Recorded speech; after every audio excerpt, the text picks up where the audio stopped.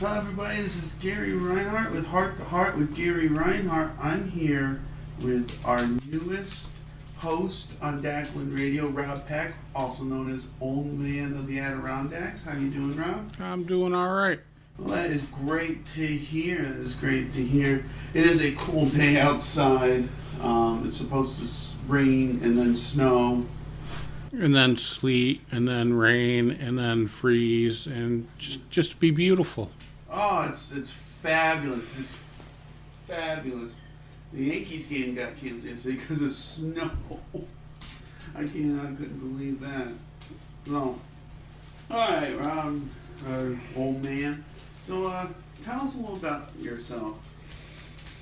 Born and raised in the Adirondacks, and then wanting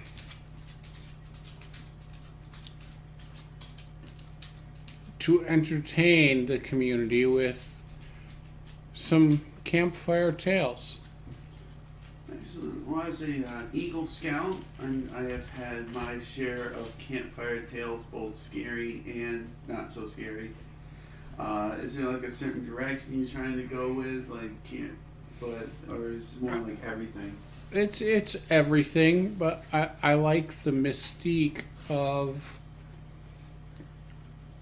what scared you as a child, as what interests you as an adult. I like to talk about Black Panthers. They aren't here officially, but I know many who have seen them. How about Bigfoot? Rhinelander Estate. Let's just talk about what scares us, what intrigues us. When I was a kid, it was Robert Garrow. I always was told, like, if you were bad, Robert Garrow was going to get you at night. He was our, because I guess by that time, enough time had passed that he wasn't really, well, of course he wasn't alive then, but he kind of became the boogeyman to us at that point. Indeed, the boogeyman. I was in my mommy's belly when Robert Garrow was around. We actually had to leave our house for protection to stay clear of all that was Robert Garrow. Yeah.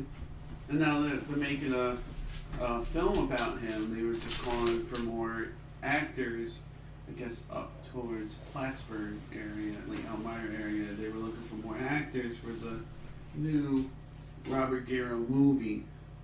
So I can't wait to see how that turns out. I didn't know anything about the Robert Garrow movie until just now. Oh, I didn't know that. Well, yeah, I met this lady. She was at the end, and she was going. I guess she had a forum at the Oxbow. About 6 months back, about trying to get people's stories of Robert Garrow and what it meant to her. And I guess her father was the chief prosecutor in the big case for Robert Garrow. So she was just trying to do as much research as she could, and then they were going to make a movie about it. So I've seen some still shots of it. It looks pretty cool, for like a low budget film, but yeah, they were looking for extras, but I was like, I'm not driving all the way to Elmira being a movie. No, the Robert Garrow thing is cool, but there's other things here too as well. We can talk about Bigfoot, which is different from the Yeti. We can talk about, I remember as a kid, Dawn Cheese, or the Green Hatchet Man, or any campfire tales. I have never heard of dog cheese. Dawn Cheese? Well, you know, as a kid, I spent a lot of time at Deerfoot Lodge. And Deerfoot Lodge was, I guess, the cornerstone to anything that I thought scary, because their ghost stories were pretty spectacular. Have you heard of the Green Hatchet Man? It's been quite a while because it's been a while since I actually worked with people. But I remember bits and pieces of the Green Hatchet Man. But maybe you can tell the viewers a little bit. We don't want to go too much so we ruin what content you have, but you can go a little bit into it. The Green Hatchet Man. I remember green eyes, and I remember the hatchet. And he was the one that kept me in my tent, that kept me from misbehaving, that kept me from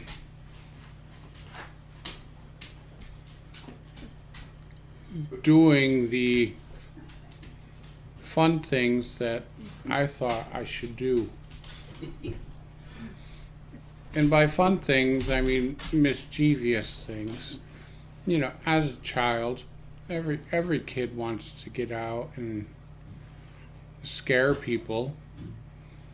But that Green Hatchet Man was the man that kept me away from doing the scary things that I thought a kid should do.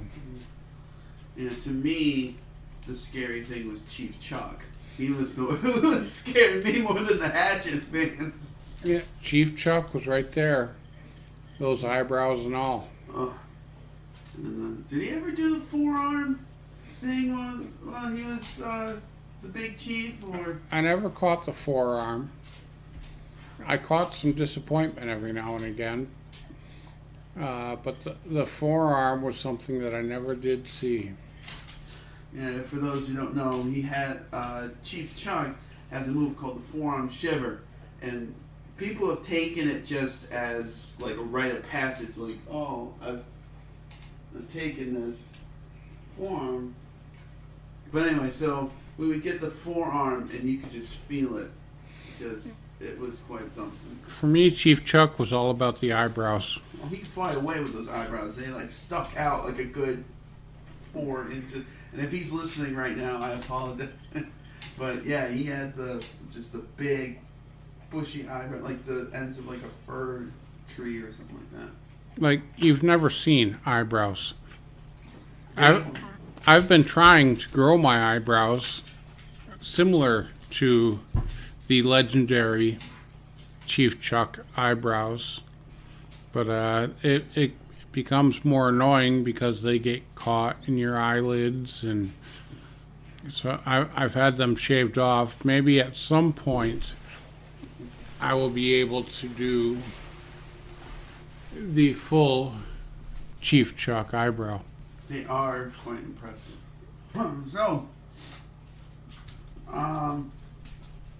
So you got like a bunch of other stories. I know that on Facebook you've gotten a bunch of people sending in stories. So they are sending in stories. I need more. I don't want this program to be about me. I want this program to be about you and what you have seen, what you have found here in the Adirondacks. And really, it doesn't have to be just Adirondack. It can be anywhere. There's got to be things that people are scared of that they want to be heard on the radio. Yeah. I mean, I know there's other camp stories other than the scary camp stories. I know in Boy Scouts we used to talk about the different guides around here, such as Cal Wilbur and the like, which you've probably heard, well, definitely heard of it, Deerfoot, because they named the cabins after him. Yep. And in fact, traveling on the trail without a light was always called Cal Wilbering, and was not suggested, but always tried. Always tried. and frequently succeeded. Yeah, your eyes adjust to it quite quickly if you don't have like a light on you, and especially at Deerfoot where you're not keeping your eye on a phone all the time, and then your eyes just adjust and you can just walk up to the big Hutch's cabin. That's where we lived. which I always described as pretty much an Adirondack college dorm. Is pretty much the best way to explain. Yeah, that's pretty accurate. You know, you've got what, like 20, 25 guys. They all live in the upstairs, and then downstairs was like the rec area. Yeah, it was just pretty much like it's just a giant guy's dorm room, but Adirondack style. Adirondack style. Yeah. Now, my goal with Campfire Tales is to share with you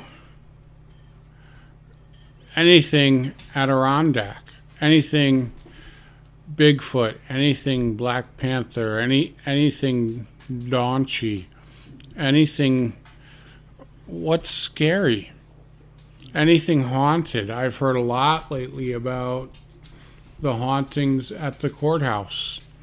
I've heard different tales of haunted houses that are right here in the Adirondack Park. That's what Campfire Tales is going to be all about.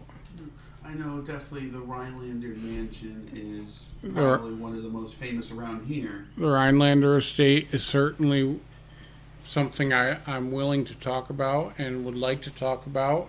If you guys have tales about anything like that, please, please, please send me an email at oldmanadk@gmail.com. That's my email.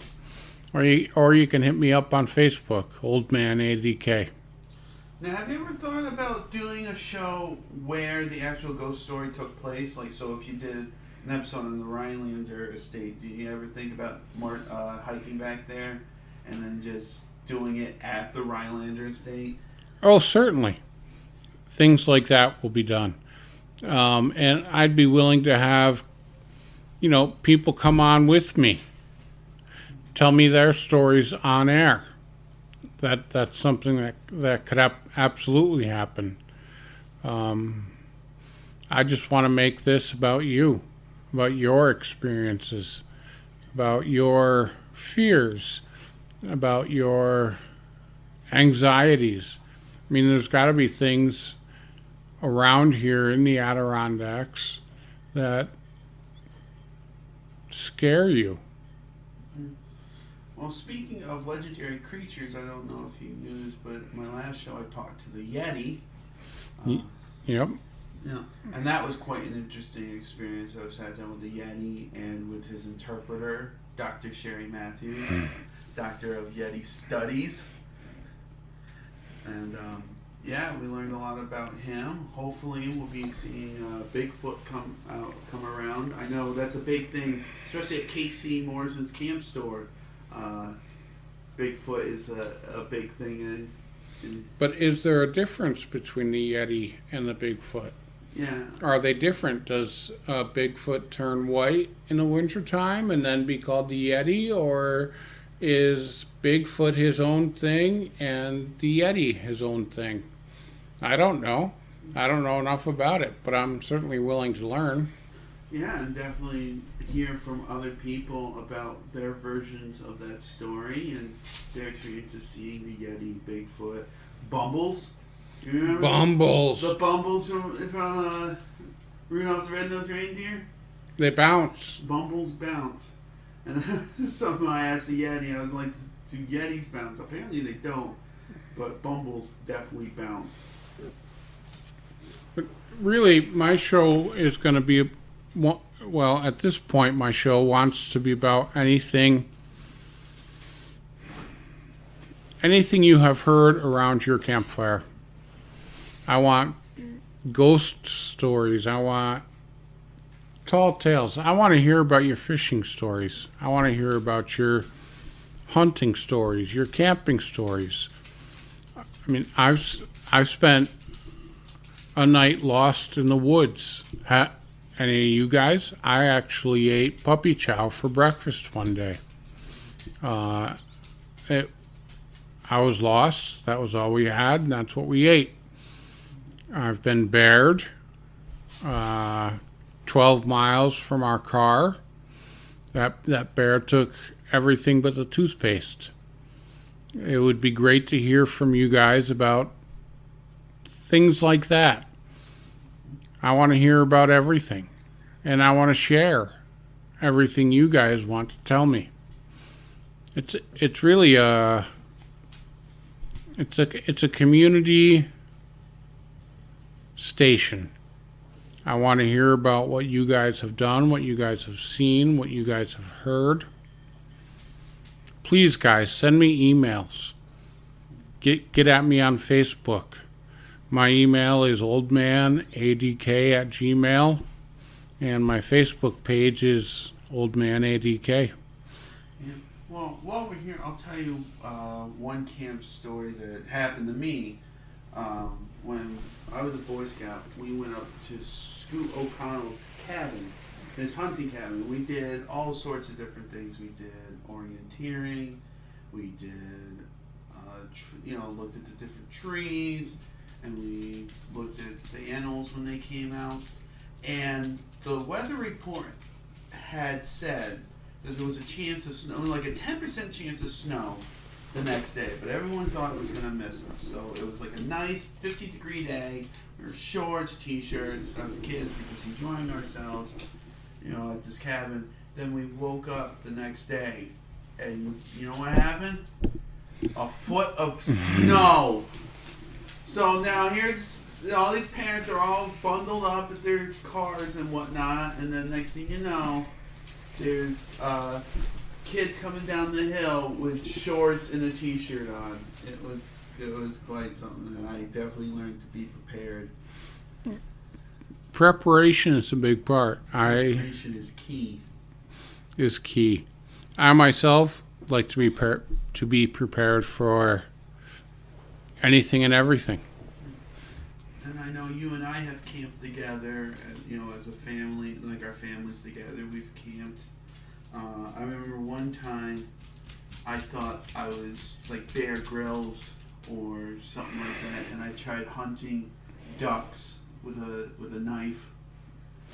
Not successfully. Not successfully at all. But I thought to myself, all right, if I can catch it, if I can get it off guard, I got this. I don't know why. I thought, we'll have duck tonight. Like some sort of Bear Grylls thing. You watch them like just grab bats and eating bats and stuff like that. I thought, I could do that. I got this. It's harder than it seems. It definitely is. It definitely is harder than it seems. I'm so glad for prepackaged food and hot dogs. Because I would have starved at camp if it was not for that. So, but as we talked earlier, we both kind of have that similar experience at Deerfoot. Mine was more as an employee. You did both, right? You were both an employee and a camper? Yes, 6 years at Deerfoot. 6 years at Deerfoot. And they have quite an amount of tails. They do really nice hikes, really great hikes. And it's just a great campground overall. It's just an expansive, large area. If you ever get a chance, listeners, to take a tour of Deerfoot, I highly suggest it. It is a beautiful place. The lake is beautiful. The mountains in the background. It's just pure Adirondack. Send your boys. Send your boys to Deerfoot. And then for girls, of course, there's Tapawingo, which I've been to a few times as a visitor. Never, when the girls bring the guys on, we do like a prayer church meeting. And that's really cool too, is Tapawingo, just to be on an island and stuff. And I've heard stories from your niece. I have many nieces. Sophia, that's her name. Yeah, Amy's little girl. And she was telling me how much fun she had at Tapawingo and all the different camp things they did. Camping is a great thing, but along with camping, there's always tales that are told. Mm-hmm. You sit around a campfire with a bunch of kids, and the kids want to be scared, and that helps the counselors because it keeps the kids in their cabins. It keeps the kids in their tents. There's a lot of quote-unquote scary things that people just don't talk about. Whether it's the Black Panther that you saw that nobody believes, whether it's a Bigfoot sighting. I know there's been Bigfoot sightings here, just people don't talk about them. It would be great to hear some of your stories so that I can share them with other people that might want to indulge in the fairy tale, I guess. Now, I know when I talked to Jim Tavares of Camp Sacandaga, he told me some of the scariest things to kids is homesickness, or I'm trying to remember how he put it. He didn't like to say homesickness because then it made it seem like an illness Right. that you couldn't cure. It was more like, I think it was like home sadness, I think is what he said. But I know from experience that can sometimes be the scariest thing, is just you're not at home, you wish you were, but the campfire stories, the scariest thing still have that comforting thing, because it's a story that's been passed down from generation to generation. You know that there were kids before you sitting around in the same place talking about the same thing. And I think it gives you like that connection to the past of other campers that have listened to these stories. Not only a connection to the past, but I think it's a connection to the present as well. Right? We can be just as scared as they were, or just as curious as they were. Curiosity, I think, is a big part of what Campfire Tales is going to be all about. Now, will you be sharing any campfire recipes or any, possibly some camping tips for those who are novice at camping? Oh, certainly. I'll have campfire recipes. They'll probably show up on my Facebook page. I've got a chili that I make in my cast iron Dutch oven that was probably bumping along the trail behind a wagon at some point. Recipes are good. Tales are good. Anything you guys can think about that's Adirondack. Gary mentioned the Rhinelander estate before, and there's certainly tales of hauntings there. I want to hear about them. There's tales of hauntings at the courthouse that I would like to hear about, and I will share with you guys. Now, will you be putting up your super secret chili recipe, or is that off limits? My super secret chili recipe is off limits. If you guys have a secret chili recipe, I highly suggest that you ask him next time he's got his Dutch oven out, because it is probably one of the best chilies I've ever had, if not the best chili I've ever had.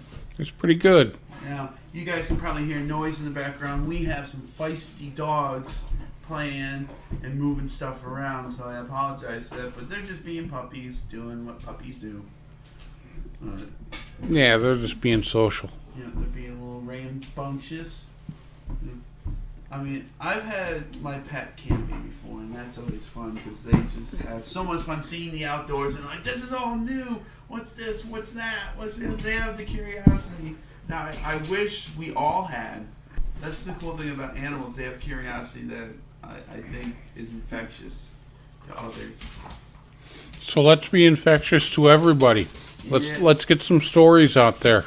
Exactly. Well, thank you, Rob, for being here. Is there anything else you want to add to the interview, or? I just want people to get excited.